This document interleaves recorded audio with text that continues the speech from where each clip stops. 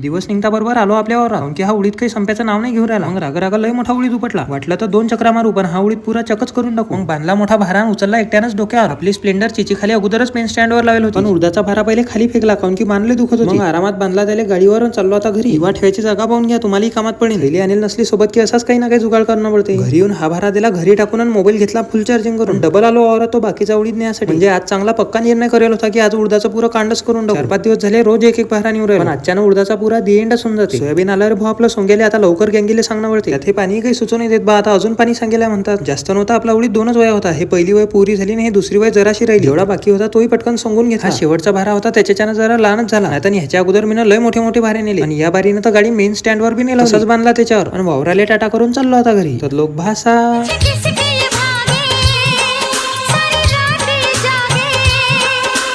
किसके ये भागे सारी रात ये जागे.